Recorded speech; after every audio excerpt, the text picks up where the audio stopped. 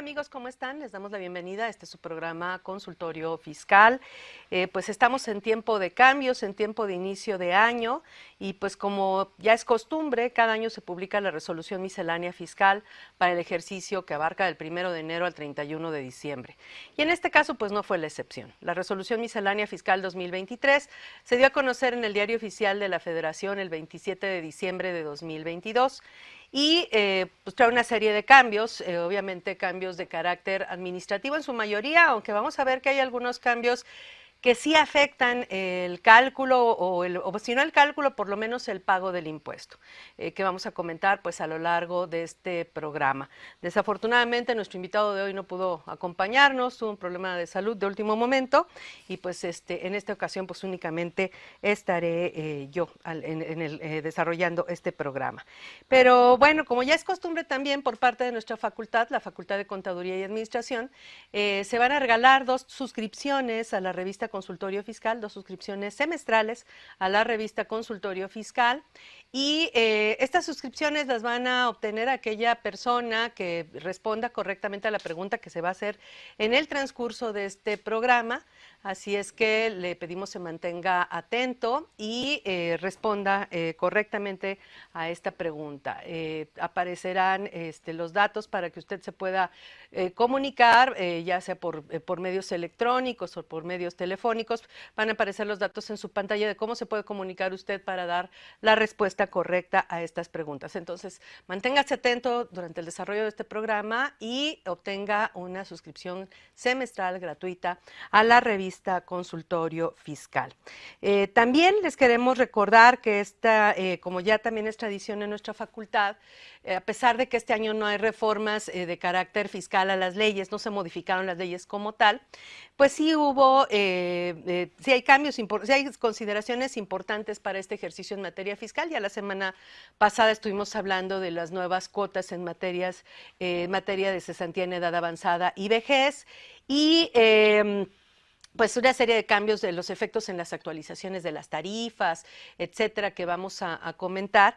Y pues este año vamos a tener un evento para hablar del panorama fiscal, laboral y de seguridad social para este ejercicio 2023. Este evento se va a llevar a cabo los días 10 y 11 de febrero. Es un evento organizado por la División de Educación Continua de nuestra facultad y pues los esperamos ahí. Vamos a estar ahí pues algunos de nosotros, algunos de los conductores de este programa, de este espacio y obviamente otros profesores de la Facultad de Contaduría y Administración. Acompáñenos este 10 y 11 de febrero a este evento. Y bueno, si les parece, antes de continuar con el programa, vamos por favor a esta pausa y después de esto regrese con nosotros a ver los temas más relevantes de la Resolución Miscelánea Fiscal 2023.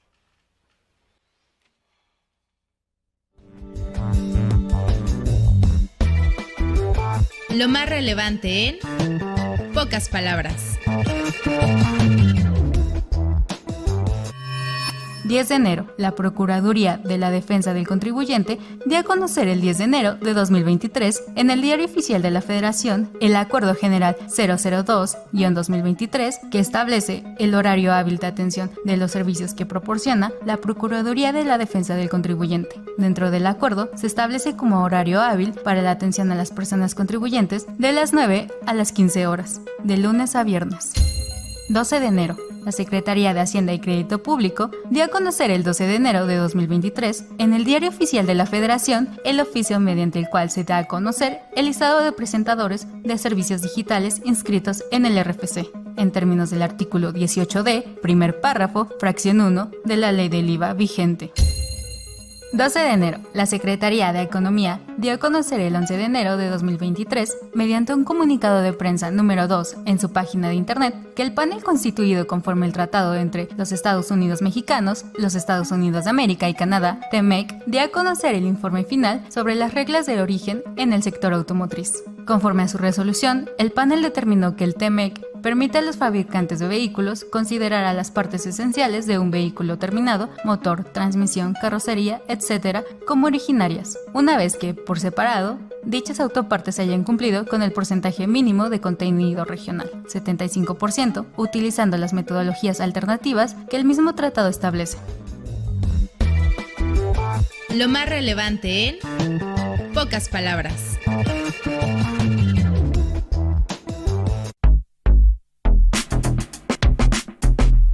¿Sabes si lo que te dicen es verdad? Entérate aquí, en Cuentas Claras. Cuentas Claras. Resolución Miscelánea Fiscal 2023. El 27 de diciembre de 2022, el Servicio de Administración Tributaria, dentro de su ámbito de competencia, publicó, como sucede anualmente, la resolución que agrupa aquellas disposiciones de carácter general aplicables a impuestos, productos, aprovechamientos, contribuciones de mejoras y derechos federales, excepto los relacionados con el comercio exterior, cuya finalidad es permitirles a los contribuyentes cumplir con sus obligaciones fiscales en forma oportuna y adecuada. En este sentido, consideramos importante destacar que las reglas contenidas en dicha resolución que se refieran a sujeto, objeto, base, tasa o tarifa, no deben generar a los contribuyentes obligaciones o cargas adicionales a las establecidas en las propias leyes fiscales, ya que su función se limita a detallar y precisar la regulación correspondiente y no a corregir disposiciones o procedimientos legales. No pasamos por alto el hecho de que pudieran existir casos de excepción en los que el legislador hubiese otorgado determinadas facultades al propio SAT mediante el uso de la figura de cláusula habilitante. De ser este el caso, la propia autoridad debe limitarse a cumplir con el alcance previsto por la propia cláusula y siempre bajo el respeto a los principios de subordinación jerárquica y reserva de ley. Cuentas Claras.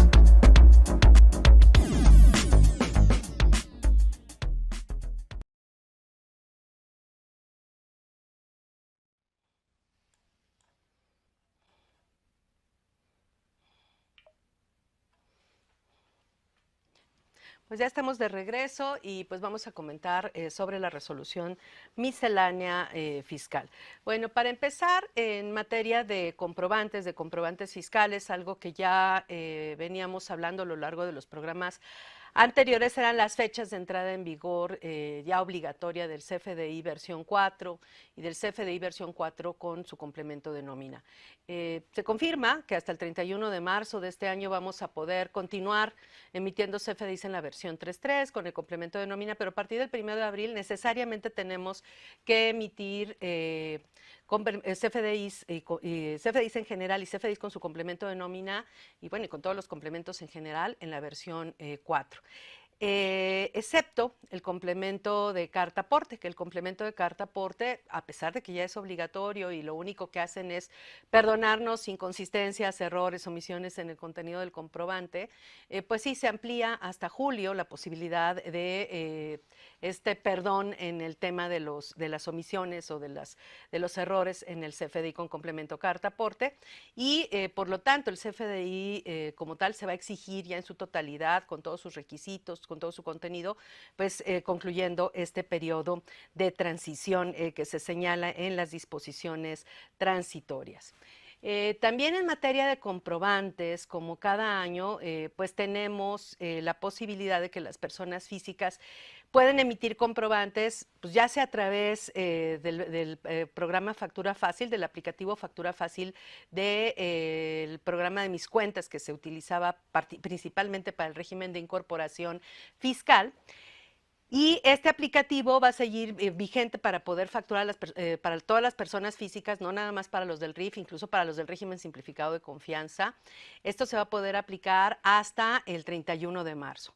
Entendemos que a partir del 1 de abril o se elimina o se modifica, no sabemos qué va a pasar, o se prorroga, como ya es costumbre también en las reglas que emite la autoridad. Pero bueno, por lo pronto en esta miscelánea fiscal 2023 se señala que hasta el 31 de marzo de 2023 las personas físicas en general van a poder seguir utilizando este aplicativo de factura fácil de programa Mis Cuentas para facturar, caso en el cual sabemos que se requiere únicamente la contraseña, lo que anteriormente se conocía como la CIEC o la CIEC fortalecida, ¿no? Por lo tanto, las personas físicas pueden facturar con el aplicativo de Mis Cuentas, Factura Fácil, con la contraseña, pueden facturar a través del aplicativo del SAT, la aplicación gratuita del SAT para facturar, y ahí pueden utilizar desde la e-firma únicamente para timbrar, para firmar sus comprobantes, hasta también el certificado de sellos digitales. A diferencia, pues, de las personas morales que necesariamente tienen que tener un certificado de sellos digitales para poder emitir comprobantes fiscales digitales. Entonces, esto sí, igual, digamos, hasta el 31 de marzo, a partir del 1 de abril, pues no sabemos qué va a ocurrir, si vamos a poder seguir facturando o no con el aplicativo de Mis Cuentas, se va a modificar. Aparentemente esto se va a eliminar a partir del mes de abril, o sea, a partir del mes de abril, esto no sabemos qué va a suceder con este aplicativo de factura fácil. En cuanto a las facturas de las operaciones con el público en general, las reglas pues son más o menos las mismas. Se mantienen la condición de que si el cliente llega y me pide un producto y no cuesta más, o sea, la operación en general no llega a los 100 pesos, yo no estoy obligado a darles pues comprobante alguno. Esto aplica para todas las personas que le vendan al público en general, personas físicas y personas morales. Pero a partir de los 100 pesos yo le tengo que dar por lo menos un comprobante simplificado al cliente. ¿Qué significa un comprobante simplificado? Pues un comprobante de papel, ya sea una nota de venta que yo puedo mandar a imprimir donde yo quiera, con ciertos datos especiales mínimos que establece la regla 27121 de la resolución miscelánea. Y en ese caso, yo me quedo, si es una nota de venta, yo me quedo con el original y al cliente se le da la copia. También están estos tickets de venta o estos tickets de las antiguas máquinas registradoras de comprobación fiscal, que ya son así como algo del pasado. Y estos se los tendríamos que entregar cualquiera de estos 3 tipos de comprobantes simplificados en papel, que sería un ticket de venta, una nota de venta o un comprobante de estos viejos, también ticket de venta, pero de estos comprobantes viejos de las máquinas registradoras de comprobación fiscal. Estos comprobantes se le pueden entregar al cliente, o se le deben entregar al cliente más bien cuando la operación es de 100 pesos para arriba. En cualquier caso, en cualquier tipo de operación que sea con el público en general, si el cliente no pide factura, tendremos que darles por lo menos este comprobante fiscal simplificado. Ahora, el vendedor, la persona que está obteniendo la venta, que está obteniendo el ingreso, tiene que emitir un CFDI. Forzosamente, todas las operaciones ya van contenidas en un CFDI. Aún estas operaciones con el público en general, que no llegaron a los 100 pesos y por las cuales no se emitió nada en papel siquiera, o estas de más de 100 pesos por las cuales el cliente no pidió comprobante, todas van referidas en un CFDI, en lo que conocemos como un CFDI global, que es el CFDI de las operaciones con el público en general. De acuerdo a estas reglas 27121, este CFDI global puede ser diario, puede ser semanal o de plano puede ser mensual. Los únicos que pueden hacer comprobantes bimestrales serían los contribuyentes que todavía hayan decidido permanecer en el régimen de incorporación fiscal. Entonces, esos contribuyentes pueden hacer su factura global en forma bimestral y en ese caso les permiten poner dentro del contenido del comprobante, les permiten poner ventas del bimestre, ¿no? Casi, o sea, ventas del periodo, se acabó tanto, ¿no? No tienen que poner ninguna descripción adicional. Esta facilidad que existía para los del régimen de incorporación fiscal ahora se extiende para las personas físicas que tributan en el régimen simplificado de confianza. Es decir, pueden poner ventas del día, ventas del mes, ventas de la semana, etcétera. ¿Sí queda claro?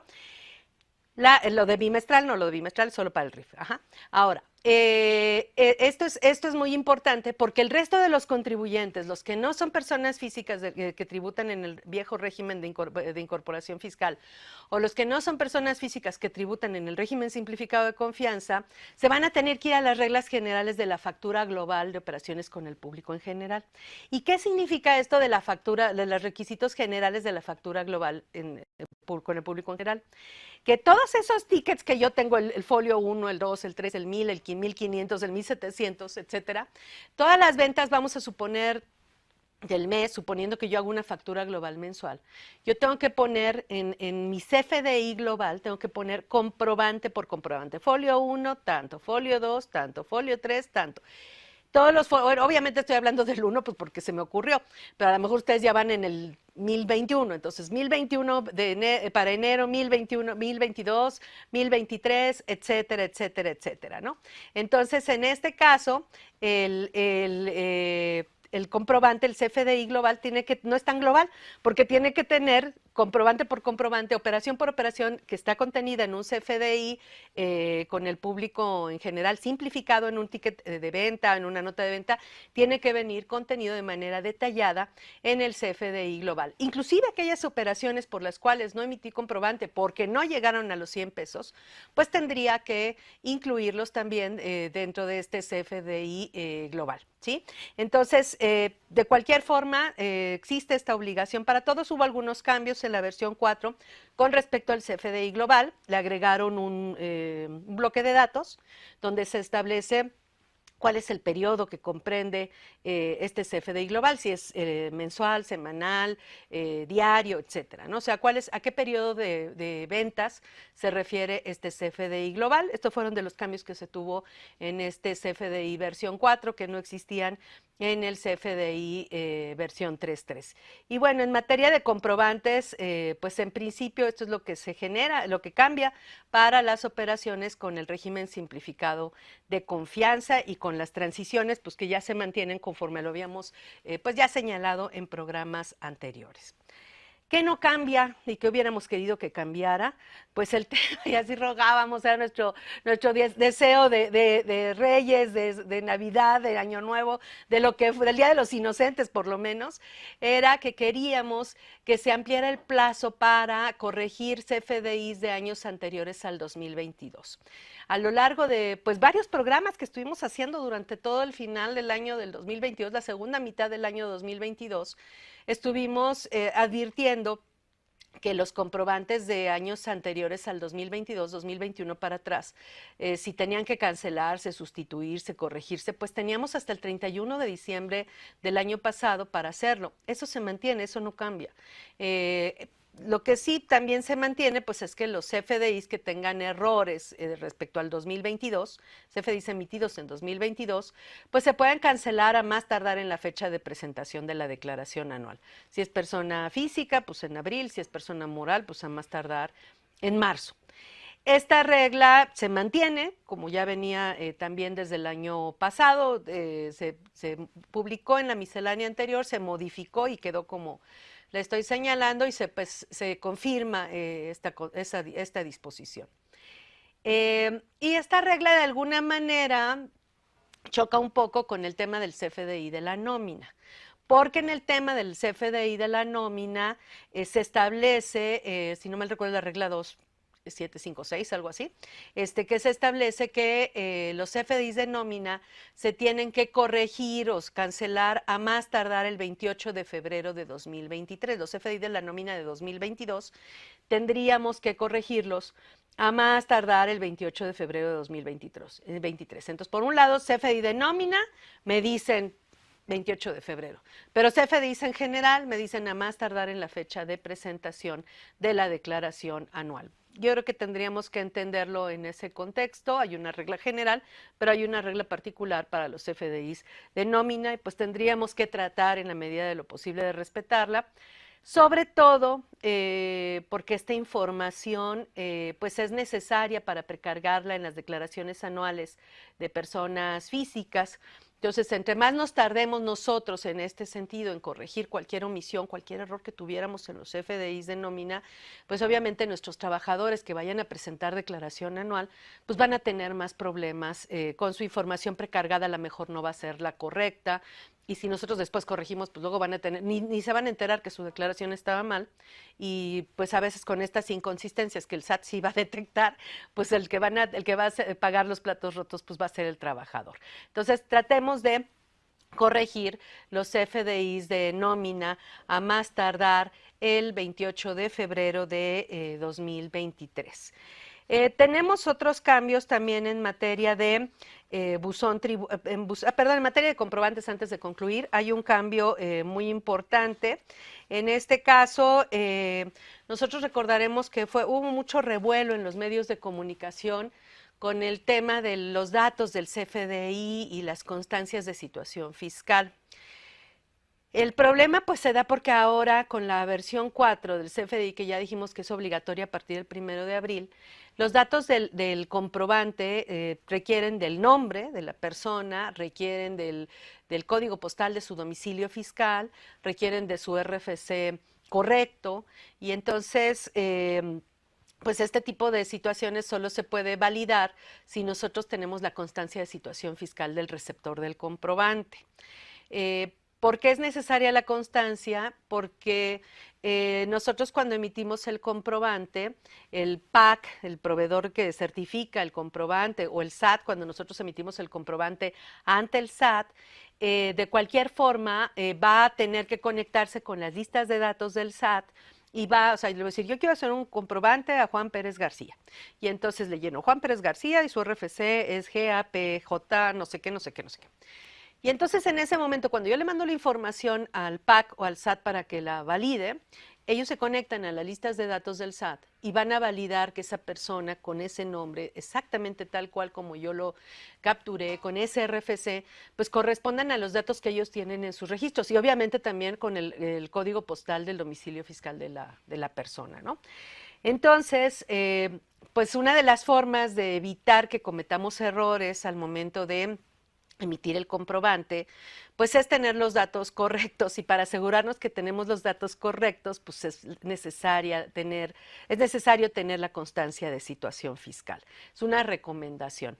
Si bien el SAT no lo estableció como una condición en su guía de llenado del CFDI versión 4, sí lo estableció como una recomendación en el minisitio de facturación que diseñó la propia autoridad fiscal. Y nosotros pues también avalamos esa recomendación porque obviamente se van a cometer menos errores en ese sentido. Yo creo que ahí de las cosas que comentábamos en el transcurso de los programas anteriores que les dedicamos al tema de comprobantes, es que también ahí los desarrolladores de software nos han quedado a deber pues facilidades para poder emitir comprobantes, ¿no? O sea, no nada más es quejarnos de la autoridad está tratando de hacer su trabajo de recaudar, de asegurar los recursos para cubrir el presupuesto de egresos de la federación, etcétera, ¿no? Pero aquí el tema es que, por ejemplo, nosotros nos podríamos facilitar este trabajo si tuviéramos un escáner, por ejemplo, ligado al programa de facturación. Pues cuando tenemos, sobre todo, establecimientos al público en general, ya algunos de ustedes habrán tenido la experiencia de que les piden su constancia de situación fiscal para poder obtener la factura en el establecimiento de que se trata. Pero pues de todas maneras, en ese momento puede haber errores de captura, la facturación es más lenta, etcétera. Entonces lo que hemos hablado es que debería existir un escáner conectado a este programa de facturación para que leyera los datos de la constancia de situación fiscal y se capturaran estos pues automáticamente en el tema del comprobante y pues evitaran errores humanos al momento de facturar. Y esto no nada más para establecimientos al público en general, inclusive en la nómina, en ese caso, ¿no? Pero bueno, precisamente para atentos al tema de la nómina, donde también se requiere el nombre exacto del trabajador, su RFC y el código postal de su domicilio fiscal, se crea un nuevo aplicativo por parte de la autoridad, y a través de este aplicativo se podrá solicitar ante la autoridad fiscal vía el portal del SAT la información relacionada con la inscripción al RFC de sus trabajadores. Dice, siempre que durante los últimos 12 meses se les hayan efectuado pagos por esos mismos conceptos en el ISR. Entonces el patrón va a tener que hacer una solicitud de datos en el RFC de asalariados. Esto lo van a hacer pues con base en una ficha de trámite. Recordemos que la miscelánea pues tiene muchos anexos dentro de la propia miscelánea, y uno de ellos, de los más importantes, pues es el anexo 1A, que este anexo 1A de la miscelánea, que es enorme, tiene la lista de todos los trámites de la autoridad y viene pues ante dónde se presenta, qué documentos necesito presentar, cómo lo presento, qué resultado obtengo, cuánto tiempo tiene la autoridad para responder, si se presenta por internet, si es personal, etcétera. Y en ese caso, la ficha de trámite que se va a utilizar en este caso es la ficha de trámite 320 del Código Fiscal de la Federación. Si usted entra de todas maneras al SAT, a la página página del SAT ya se está anunciando este aplicativo para poder consultar los datos de los trabajadores. Entonces, o consulte el anexo 1A de la resolución miscelánea que se publicó, si no mal recuerdo, por ahí del 28 de diciembre, y busque esta ficha de trámite 320 del código, o entre directamente a la página del SAT a buscar este aplicativo de los datos para obtener los datos de los trabajadores que la han laborado conmigo por lo menos los últimos 12 meses, ¿no? Entonces, estos son de los cambios que tenemos en materia de comprobantes de nóminas. En general, pues son de los cambios pues más importantes. También tenemos cambios en materia de la carta aporte. Se agregaron algunas reglas especiales, se reestructuraron las reglas de resolución miscelánea y se agregaron algunas reglas especiales, unas reglas nuevas en este caso. Y estas reglas son para la modalidad de ferry, para los servicios de fletamento por tiempo determinado, a casco desnudo, fletamento por viaje, que son las nuevas modalidades, las nuevas reglas que se refieren a casos muy especiales del transporte de carga, que van a tener que pues utilizar también este CFDI con complemento carta aporte, y pues se establecen estas condiciones de cómo facturar para estos servicios de fletamento a casco desnudo, que les dije otra vez, a casco desnudo, servicio de fletamento de casco desnudo, a casco desnudo por tiempo determinado, por viaje, los tres son de fletamento, y marítimo en modalidad de ferry. Estas reglas, que son las 27731, 27732, 2733 y 27734, son reglas nuevas que se emiten relacionadas con el CFDI, con el complemento de carta porte. Entonces, las personas que realicen este tipo de servicios, pues revisen estas reglas o le pidan a su contador qué es lo que establece estas reglas o cómo les afecta la emisión de estas reglas para la emisión del CFDI con complemento carta porte, si ustedes prestan este tipo de servicios, estos 4 que acabo de señalar, que son, digamos, las reglas nuevas en materia del CFDI con complemento carta aporte. Si hay una reestructuración de reglas en cuanto al CFDI con complemento carta aporte, pero digamos que lo más importante es la emisión de estas 4 nuevas reglas con relación al CFDI con complemento carta aporte, ¿no? Entonces, creo que en materia de comprobantes, pues sería, digamos, que lo más importante en este caso. Vienen de algunas precisiones precisamente respecto al complemento carta aporte, pero bueno, creo que eso sería, digamos, lo más importante en ese sentido. Amén de que nos remitamos a regímenes especiales como el RECICO, que sí tiene cambios en materia de emisión de comprobantes, sobre todo para el tema del sector primario, pero eso lo vamos a tratar aparte, con el puro RECICO. ¿Estamos de acuerdo? Bueno. Tenemos también, pues ya que estamos en la nómina, ya que hablamos de la nómina y de una vez para concluir con esa parte, pues se modificaron las tarifas, ya lo señalamos la semana anterior. Pues obviamente estas tarifas ya se actualizan por el tema inflacionario. La inflación para 2022 fue del 7.82%, es alta, pero es una inflación que va aparentemente con tendencia a la baja, por lo menos hasta ahorita. Y en este sentido, pues la tabla del subsidio no se actualiza, porque la tabla del subsidio está fuera de la ley del impuesto sobre la renta y no es una tabla que tenga que actualizarse. El tema de las tarifas y con el tema del incremento de los salarios, que ya lo veíamos al final del programa anterior, de los salarios mínimos, perdón, implica que pues ya lo que es la región fronteriza norte desde el año pasado, y bueno, ya este año se confirma, están fuera del tema de la aplicación del subsidio para el empleo, porque el salario mínimo de la frontera norte queda en algo así de más de 300 pesos, lo que les da un salario mínimo de más de 9,000 pesos. Y en este caso, pues no tienen derecho al subsidio porque el monto máximo de los ingresos para el subsidio es 7,382. Esto no significa que al salario mínimo de la región fronteriza norte se le haga retención. El artículo 96 de la Ley del Impuesto sobre la Renta, segundo párrafo, claramente establece, en concordancia con el contenido de nuestra Constitución y de la Ley Federal del Trabajo, que a quienes perciban en el mes únicamente el salario mínimo no se les hace retención. Entonces, no hay retención, aunque gane 9,000 pesos, o sea, bueno, no ganando más del salario mínimo, los trabajadores no están sujetos a retención del impuesto sobre la renta con base en este artículo 96, segundo párrafo de la ley del impuesto sobre la renta. No importa que sean 9,000 pesos, no importa que sea más que el resto del país, que el resto del país quede en 207 pesos y algo con el salario mínimo, lo cual pues van a tener un salario mínimo mayor a 6,000 pesos. Obviamente eso no importa, siendo el salario mínimo que aplique en la zona, no está sujeto a retención y no tenemos por qué calcular el impuesto sobre la renta. Si no tiene derecho al subsidio porque la frontera norte son 9,000 pesos, pues no hay problema, van a recibir su salario mínimo y ya, ¿no? En cambio, el resto del país, donde el salario mínimo es de 207 pesos, que son más o menos 6,000 y pico de pesos, pues estos sí van a tener derecho al subsidio para el empleo, porque el subsidio para el empleo son 7,382 pesos. Entonces van a quedar casi como en el penúltimo renglón de la tabla del subsidio para el empleo.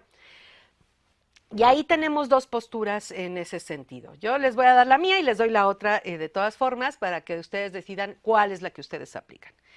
Si la ley, la mía, si la ley dice que no se le aplica retención, no se le hace retención, no se le da retención a quien en el mes únicamente perciba el salario mínimo, considerando que el cálculo del ISR viene en la ley del impuesto sobre la renta, que es independiente del ordenamiento que contiene al subsidio para el empleo, que no están en la misma ley, son dos ordenamientos jurídicos diferentes. El subsidio para el empleo viene en un artículo 10º transitorio de un decreto y la ley del ISR pues esa parte.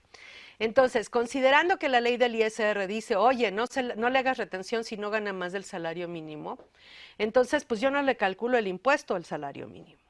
Y entonces, si por otro lado, en otro ordenamiento me dice, toma el ingreso base del impuesto y toma el impuesto causado para el trabajador, bueno, sí, para el trabajador, y aplícale la siguiente tabla para otorgarle el subsidio para el empleo.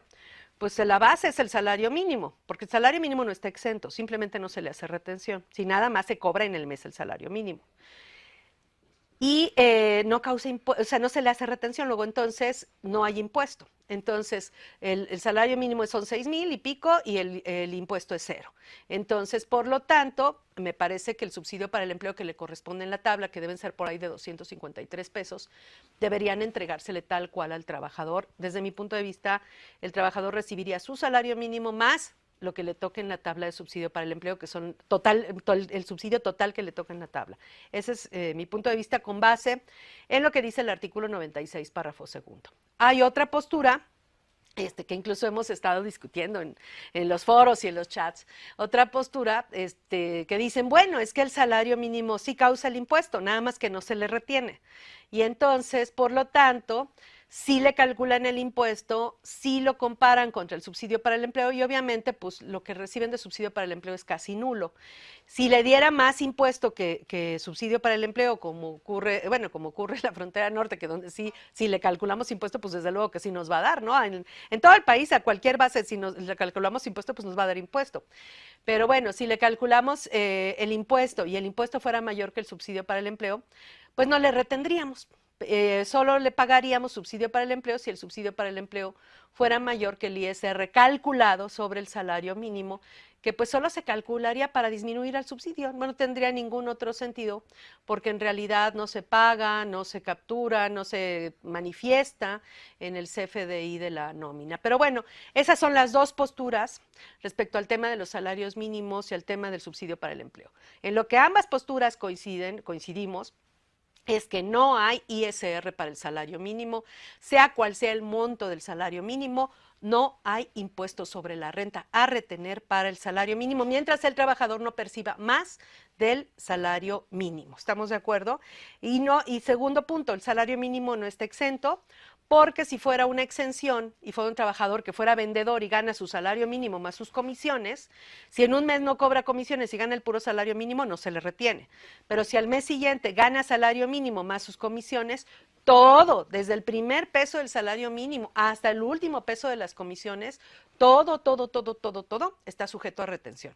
Por eso decimos que el salario mínimo no está exento, no está libre del pago del impuesto sobre la renta. Nada más que cuando no cobro más que eso, no me retienen impuestos sobre la renta, lo cual es consistente con lo que establece pues otras leyes, la ley del Seguro Social, lo que establece la Constitución y demás. Entonces, pues bueno, con este tema quería concluir este primer bloque.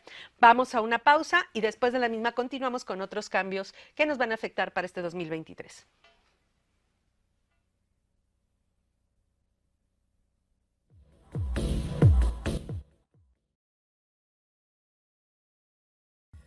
En déficit, con José Silvestre Méndez.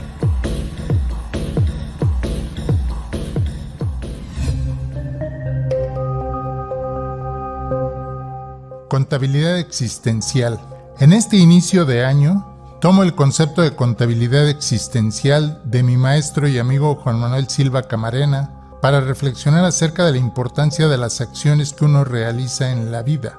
En este programa hemos analizado qué es lo que le falta a nuestro país, cómo pueden mejorarse los aspectos económicos, políticos, sociales, ecológicos y culturales.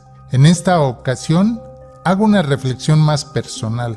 Afirma Juan Manuel: el año nuevo no traerá nada nuevo, nada que no haya traído el que ahora se está volviendo viejo. Pasar la página del calendario no es un gran evento. La vida, antes y ahora, nos da la posibilidad de decidir lo que hacemos o dejamos de hacer. Es lo que cuenta en la contabilidad existencial.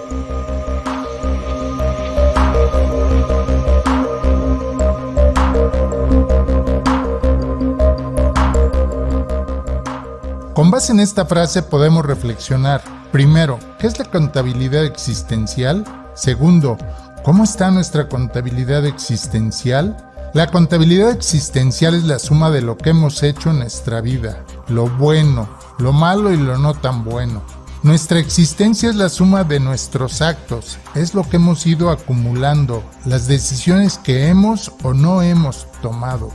La contabilidad existencial es la suma del debe, activo, y el haber, pasivo de nuestras vidas, de nuestra existencia, de lo que hacemos. En el debe vamos acumulando todo lo bueno que realizamos, y el haber, las cosas malas o las no tan buenas. Desde un punto de vista personal, el debe o activo debe ser amplio, grande, y el pasivo lo más pequeño que se pueda, de tal manera que el balance personal sea positivo. ¿Quién califica nuestras acciones? ¿Quién decide qué es bueno o malo? Nosotros mismos somos los que debemos calificar nuestras acciones. Nuestra existencia debe estar guiada por la ética. Debemos tener una conducta moral, hacer el bien porque sabemos y queremos, por convicción, porque eso está bien, no porque alguien nos lo imponga. Entonces, nosotros mismos somos o debemos ser nuestros propios jueces, y el inicio de un nuevo año es buen momento para reflexionar sobre nuestra conducta, nuestras acciones. Es un ejercicio introspectivo que conviene hacer por lo menos una vez al año. Las hojas del calendario pasan, contamos las horas, los días, las semanas, los meses y los años. Pero como señala Juan Manuel Silva, la vida nos da la oportunidad de decidir qué hacer o qué no hacer. No es un mero ejercicio de anotar nuestros buenos deseos, ponerme a dieta, hacer ejercicio, cultivar la lectura de los clásicos, visitar enfermos, por señalar algunos ejemplos, o dejar de hacer, no fumar, no tomar alcohol, bajarle a la memela. Por nuestra existencia hablarán nuestras acciones, y el conjunto de ellas es lo que conforma nuestra contabilidad existencial personal. Los invito a que incrementemos nuestra contabilidad existencial personal, a que sumemos acciones personales éticas, basadas en el buen actuar. Hay mucho que hacer. En primer lugar, cumplamos con nuestro deber, seamos buenos profesionistas, buenos obreros, buenos maestros, buenos médicos, buenas enfermeras. Empecemos con ser puntuales y cumplir con nuestras obligaciones laborales. Seamos buenos padres, buenos hijos, mejores amigos. Este año nuevo, 2023, traerá cosas nuevas. enriquecidas y renovadas si nosotros decidimos mejorar, hacer las cosas mejor de como las veníamos haciendo. Incrementemos nuestra contabilidad personal. Aquí no hay competencia con los demás. Todos podemos aumentar y sobre todo optimizar nuestra existencia. Ante un mundo y un país plagados de problemas, no les cae mal el mejoramiento personal de nuestras vidas, de nuestra propia existencia. Seamos mejores personas, cuidemos a los demás, a los animales, a las plantas y al planeta que es nuestra casa.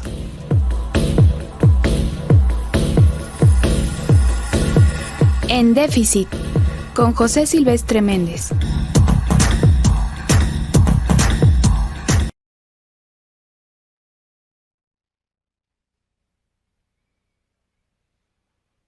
Pues ya estamos de regreso, hablamos de diversos cambios en materia de, pues de CFDIs en general, de los cálculos de los impuestos, y vamos ahora con algunos otros temas diversos. Pues tenemos el tema del buzón tributario. Nosotros estamos obligados a actualizar nuestros medios de contacto, primero habilitar el buzón tributario, y segundo, actualizar nuestros medios de contacto. Y para esto, pues requieren tanto el correo, la dirección de correo electrónico, como un teléfono donde puedan localizarnos. En este sentido, este plazo para la habilitación y actualización de medios de contacto se amplía hasta el 1 de enero de 2024. Esto se señala a través del artículo 6 de las disposiciones transitorias en ese sentido. Sin embargo, a los contribuyentes del régimen simplificado de confianza, a estos solo les dan hasta el 31 de marzo de 2023 para poder permanecer en el reciclo y que tengan actualizado su buzón tributario, habilitado su buzón tributario y actualizados sus medios de contacto. Entonces, esto es muy importante en este sentido. Vamos a seguir con el tema del buzón tributario, pero antes me gustaría hacer una pausa porque se me olvidó iniciar con la pregunta para que usted obtenga su suscripción semestral de la revista Consultorio Fiscal. Va a ser una pregunta pues muy sencilla. ¿Cuál es el salario mínimo general que aplica al país, al resto del país, sin considerar la región fronteriza norte? ¿Cuál es el salario mínimo general que aplica al resto del país sin considerar la región fronteriza norte? Salario mínimo que va a estar vigente o que ya está vigente a partir del 1 de enero de 2023. Comuníquese con nosotros a través de los medios de contacto que aparecen en su pantalla.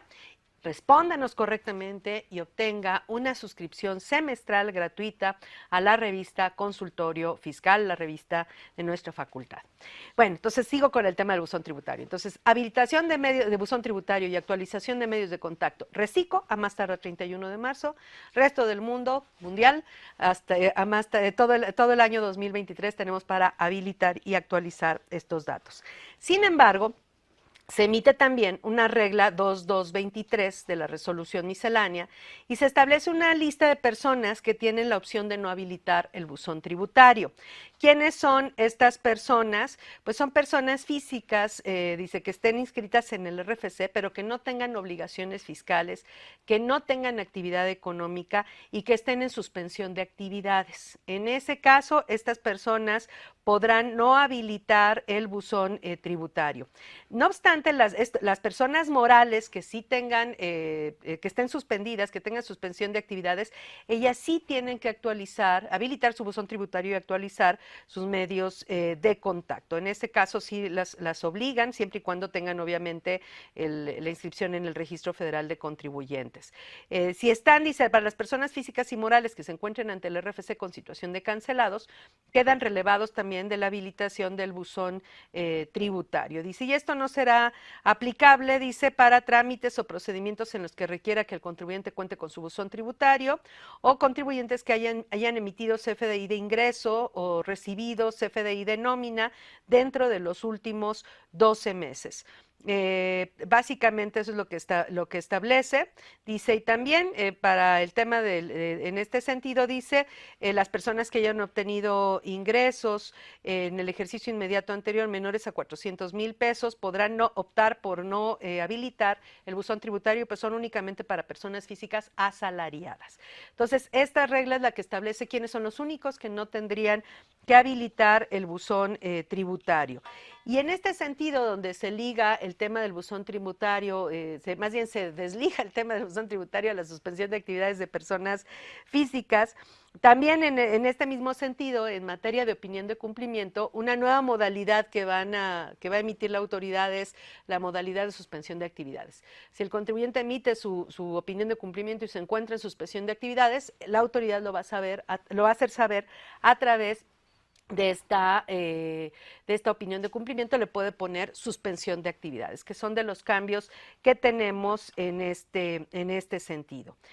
Tenemos diversos cambios, obviamente, también en materia de Código Fiscal de la Federación. Tenemos, por ejemplo, en el tema de razón de negocios. Ustedes saben que hoy por hoy uno de los temas más importantes es el tema de demostrar que las operaciones se realizaron por un tema de razón de negocios esencialmente, y no necesariamente con el ánimo de evitar o disminuir la carga fiscal. En ese sentido, pues la autoridad tiene la facultad, conforme al artículo 5A del Código Fiscal de la Federación, de revisar que en las operaciones que realizan los contribuyentes exista razón de negocios. Y para ello, en este artículo 5A, al final de este artículo 5A, se señala la posibilidad de que la autoridad cree un órgano colegiado para poder determinar pues si la operación carece o no de razón de negocios. Y este órgano colegiado se va a integrar en términos de la regla 2.152 de la resolución miscelánea, y pues establece un quórum mínimo para sesionar y cómo desahogar el voto para emitir la opinión sobre si la empresa realizó la operación con razón de negocios o sin razón de negocios. Entonces, es importante que pues todos estos temas de materialidad, de razón de negocios, donde ya no nada más es la factura lo que nos sirve para poder deducir o la operación como tal, de acuerdo a nuestros estatutos, a nuestro objeto social, pues este tema se va redondeando, se va consolidando con estas nuevas modificaciones que se publican pues a través de la resolución miscelánea fiscal para 2023. Otro de los temas también que tenemos en este caso es la posibilidad de devolver dinero. Cuando me pagaron de más dinero la autoridad a través de una devolución de contribuciones, lo que se llaman los reintegros, pues también se establece en una regla de resolución miscelánea que así se llama reintegros, pues cómo voy a poder proceder para obtener una línea de captura para regresar ese dinero que yo considero que me devolvieron de más en ese sentido. Entonces, son de los cambios que tenemos en esa parte.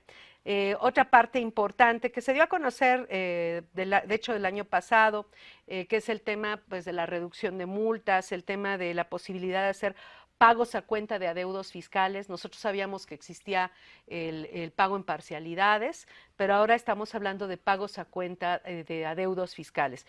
Esta regla de los pagos, de opción de pagar a cuenta de adeudos fiscales firmes, ya sea que los haya determinado el contribuyente, los haya determinado la autoridad, donde yo no pago porque no tengo dinero para pagar el total, pero puedo hacer pagos a cuenta, se rige a través de la regla 2.151. Esta regla se emitió el 18 de febrero del 2022. Y se confirma en este año. Entonces, es un paquete de beneficios que vienen en la resolución miscelánea, que yo creo que hay que dedicarles un programa de lleno, que abarca pues desde el pagar a cuenta de lo que debemos, no pagar completo, obviamente a través de este procedimiento que establece la regla 2.151, y obviamente también acompañado del tema de la reducción de multas, que desde la miscelánea del año pasado y en este año pues se consolida. Existe todo el tema de reducción de multas que se establecieron para el contribuyente y que puede reducirlas incluso hasta no pagarlas, obviamente siguiendo los procedimientos que establece la resolución miscelánea fiscal, que empezaron desde 2022 y bueno, se consolidan en este 2023. Entonces yo creo que es un tema que le tenemos que dedicar de lleno, un programa por lo menos para hablar precisamente de estos pagos a cuenta, de la reducción de multas, qué es lo que dice la resolución miscelánea, cómo se hacen los trámites y demás, sobre todo para contribuyentes pues que después de la pandemia su actividad económica se vino para abajo, pero sí incurrieron en adeudos fiscales y hoy por hoy pues lo que quieren es regularizarse y tratar de volver a enderezar el barco, y pues en ese sentido estas reglas que creo que nos ha faltado darles la debida importancia pues tenemos que analizarlas y comentarlas pues en el transcurso de estos programas y dedicarles pues todo un tema en ese sentido, ¿no? Uno o más programas, una serie de programas por lo menos para eso. Y bueno, yo les había prometido también que teníamos algunas reglas en materia de régimen, de régimen simplificado de confianza, el RECICO. Se modifican algunas reglas en este sentido y y algunas incluso son contradictorias, sabemos que todas estas reglas del régimen simplificado de confianza están en el capítulo 313 de la resolución miscelánea. Y en este sentido, pues tenemos algunas modificaciones para este caso. Ay, perdón, déjenme ver porque tenemos algunos comentarios. Bueno, ya contestó Paulina Osorio Sánchez perfectamente, ya ganó una suscripción. También tenemos a Alejandro de Mérida, Yucatán. Dice, nos felicita. Desearles que se restablezca en su salud el contador que se encuentra enfermo. Muchas gracias. Tributo en el régimen, dice tributo en el régimen de actividades empresariales y profesionales, como honorarios independientes, médico especialista. ¿Cuándo se considera el pago de lo indebido en los pagos provisionales del impuesto sobre la renta? Pues el pago de lo indebido es que yo pague de más. Por alguna razón que yo pague de más, pude haber considerado ingresos de más, pude haber considerado deducciones de menos, y en un momento determinado, pues eso es lo que me puede generar pues un pago, una complementaria, y generar un saldo a favor por pago de lo indebido. Si por ejemplo, pues así sería que pagara más, que por ejemplo que tuviera ingresos de más declarados en una declaración, deducciones de menos, o que no hubiese aplicado un impuesto retenido. En ese caso, pues ¿qué sucedería? Pues que tendría que presentar una declaración complementaria y hacer cualquiera de estas tres correcciones: disminución de ingresos, aumento de deducciones o incremento de impuesto retenido, o incluso a lo mejor pagos provisionales anteriores. No recuerdo si uno los captura manualmente. En muchos casos el formato sí los pide para que uno los capture manualmente, entonces a lo mejor me equivoqué y no capturé los pagos provisionales de meses anteriores correctamente. Y bueno, y cualquiera de todas estas situaciones pudo haber generado que yo pagara de más. Y entonces yo presento la declaración complementaria, me va a salir que pagué de más, y eso es un saldo a favor por pago de lo indebido. Puede ser en pagos provisionales, puede ser en una declaración anual, de cualquier forma sería aplicable. También tenemos, ya tenemos otras respuestas correctas también para nuestro programa. Entonces, para nuestra pregunta, perdón, y para la suscripción semestral, aquí tengo que ver quiénes fueron los que hablaron primero para ver quiénes ganan la suscripción, porque hay 3 respuestas correctas. Entonces tenemos que definir exactamente cuál fue el momento en el que se recibieron las respuestas para definir quiénes son los 2 ganadores. Ellos se comunicarán con ustedes, porque sí tenemos 3 respuestas correctas, y el problema es que no sabemos cuándo, en qué minuto entró cada una de ellas, para saber quiénes son las 2 personas que obtienen esta suscripción semestral gratuita a la revista Consultorio Fiscal. Pero bueno, entonces esas serían las preguntas y comentarios que tenemos hasta este momento. Déjenme ver si no tenemos otras más. Saludos, Eduardo Mercado, muchas gracias. También otra persona aquí respondió, varias personas respondieron correctamente. Déjenme ver quiénes respondieron primero, y son las personas que van a obtener la suscripción. Pues bueno, continuamos entonces con el tema del régimen simplificado de confianza. Tenemos aquí 2 puntos con relación 2 puntos importantes para el régimen simplificado de confianza, particularmente para el tema del sector primario.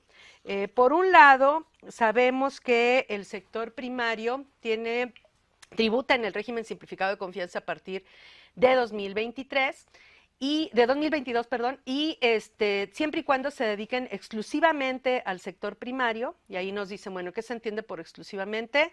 Que el 100% de sus ingresos provenga de agricultura, ganadería, pesca, silvicultura. Pueden enajenar un activo fijo, pueden enajenar un terreno, y eso no los va a sacar del régimen simplificado de confianza, pero sus actividades principales tienen que estar en un 100%, los ingresos deben provenir de estas actividades. ¿Qué es lo que les dice la ley? Pues que si no pasan de 900,000 pesos, pues no van a pagar impuestos sobre la renta. Y ahí entonces la duda que teníamos era, bueno, es una exención hasta por 900,000 pesos, y lo que exceda va a pagar impuestos sobre la renta, o si los ingresos no pasan de 900,000 pesos, pues no pago impuestos sobre la renta y si pasan, sí pago impuestos sobre la renta.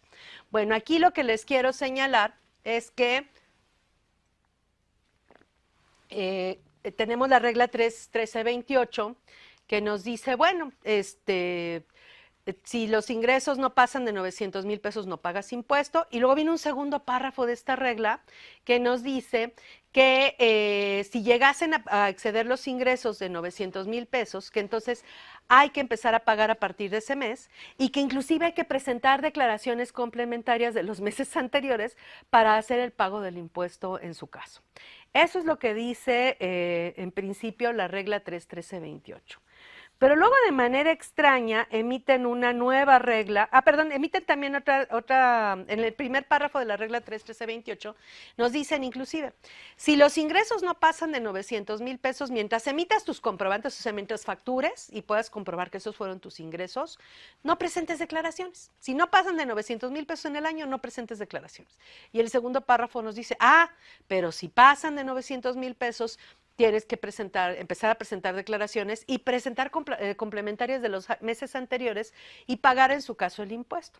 Entonces nosotros diríamos, bueno, entonces quiere decir que no es una exención hasta por 900,000 pesos, que es una condición.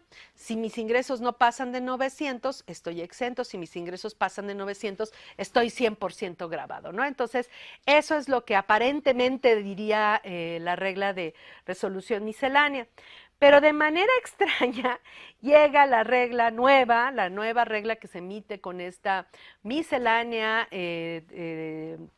2023, la regla 31330 de la resolución miscelánea, y nos dice que si los ingresos no pasan, olvídense ya, seguimos hablando, de sector primario, seguimos hablando de sector primario, pero nos dicen, si los ingresos no pasan de 3,5 millones, no presentes declaraciones mientras mientras emitas tus comprobantes, mientras factures. Entonces están estas dos reglas que se contraponen. O sea, la primera, la 31328, pues hace referencia a un monto exento al cual que se desprende de la ley del impuesto sobre la renta. O sea, la ley del ISR habla de los 900,000 y la regla repite pues lo de los 900,000. Lo único que hace la regla 31328 es decirnos, pues es una condición. Si no excedes de los 900, si quieres no declares, nada más factura, y si excedes de los 900,000, declaras e incluso pagas lo que no hayas pagado. Pero luego viene esta regla 31330 que rompe todo lo que dice la ley, rompe todo lo que dice la regla 31328 y nada más es un solo párrafo y nos dice, mientras no pases de los 3,500 no importa, no declares, nada más factura.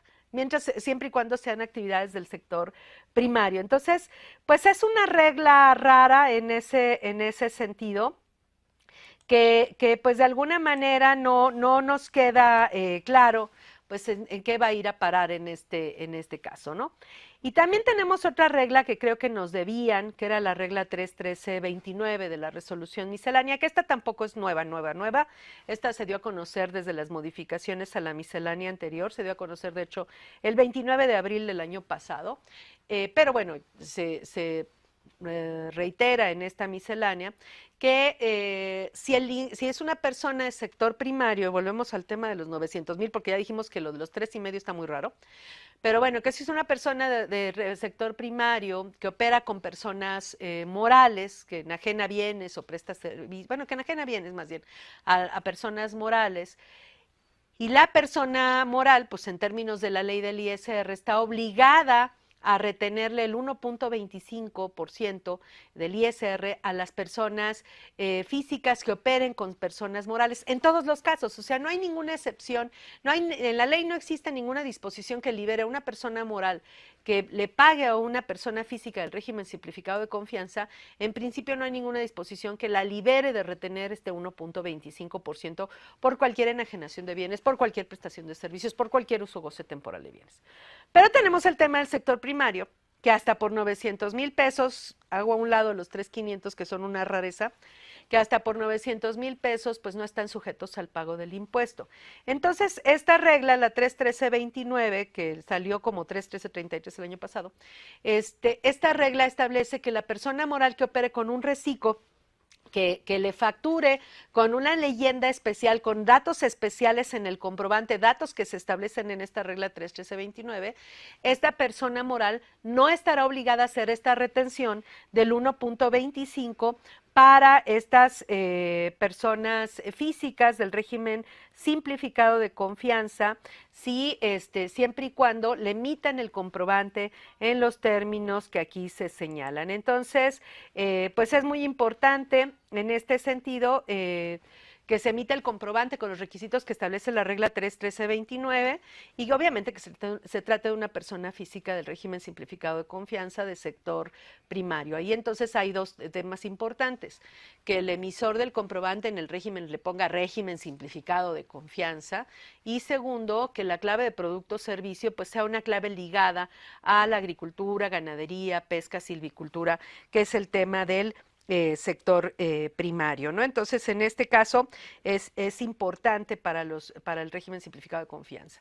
También en el tema del régimen simplificado de confianza, pues si no presentan su declaración anual en tiempo, a más tardar el 30 de abril, porque recuerden que las personas del régimen simplificado de confianza tienen que ser cumplidos, sobre todo las personas físicas, para poder permanecer en este régimen, pues los pueden sacar del régimen simplificado de confianza. Igual también tienen restricciones en cuanto a la cancelación de sus CFDIs de operaciones con el público en general.